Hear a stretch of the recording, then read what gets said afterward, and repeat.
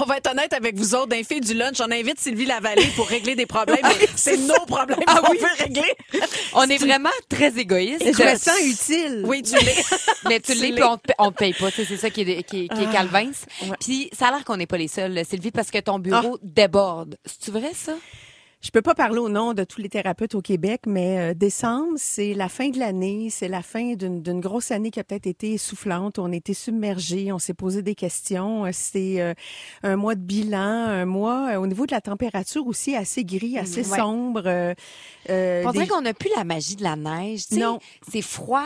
C'est pas le fun, mais il n'y a pas de neige. Fait que là, on est comme juste... Ben, des fois, on n'a pas la magie dans notre âme, dans notre cœur, dans notre tête. On se pose des questions. Alors, il y a beaucoup de gens, des fois, qui réalisent que, oh mon Dieu, son bureau va fermer parce que c'est le congé des fêtes. Donc, il faudrait que j'ai un rendez-vous, une place là, vite.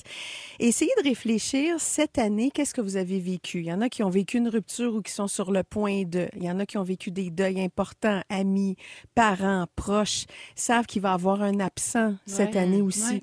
Peut-être ceux qui sont récemment séparés, ça va être leur premier Noël monoparental. J'ai une pensée pour ceux qui sont dans les tribunaux cette semaine. Ouf. Parce que le droit familial, hein, c'est des tribunaux ça prend pas de break. Alors, il y a des mesures d'urgence parce qu'ils savent pas encore est-ce que je vais avoir mes enfants le 24, le 25, est-ce que ça va être possible, c'est pas encore réglé. Des tensions des fois professionnelles aussi. On n'a peut-être pas eu la promotion qu'on voulait. Le temps des fêtes est stressant aussi. Oui, pourquoi? Oui. Parce que Noël, c'est un terreau fertile aux tensions et au malaise parce que la parenté, ou on pourrait dire la famille élargie, c'est des gens, des fois, qu'on côtoie peu durant l'année. Peut-être parce qu'il y a des gens qui ne nous sont pas sympathiques. Ben oui. Hein? C'est pour ça qu'on les côtoie pas. Et quand on les côtoie, on s'aperçoit qu'ils n'ont pas changé. Qui ont les mêmes commentaires ou de compliments ardents. Un faux compliment, que ça, tu sais pas trop comment le prendre. C'est du sarcasme, c'est de l'ironie, c'est gentil, c'est méchant, c'est une jambette. C'est un peu tout ça. Alors, tu sais, on voit qu'ils changent pas. On consomme plus. Des fois où on est incité à consommer plus. Les enfants sont en congé, sont turbulents. Les autres sont bien énervés, ils ont rien à faire, pas de tâches, pas de charge mentale, pas d'école, pas de travaux, pas de rien. Là, je parle pas des étudiants à l'université là qui vous préparent une autre session, mais ils ont moins de routine, ils mangent plus de sucre, alors ils sont plus agités, ils sont là et avez-vous des dettes de sommeil aussi?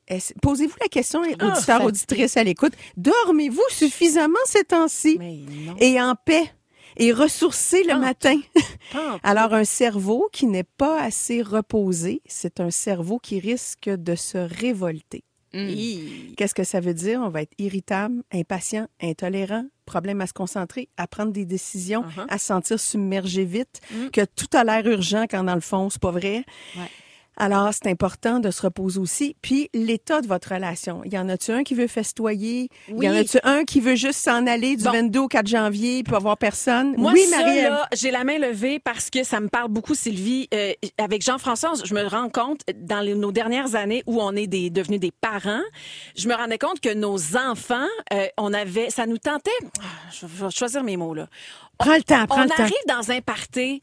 On a le goût de célébrer puis de profiter. Mais tu veux pas avec tes kids, ben là, faut que tu gères. Faut qu'il y en ait un des deux qui conduise aussi à la fin de la soirée. Fait qu'on établissait mal nos règles de base avant de partir. Fait avec les années, on a commencé à dire, OK, ce soir, qui conduit?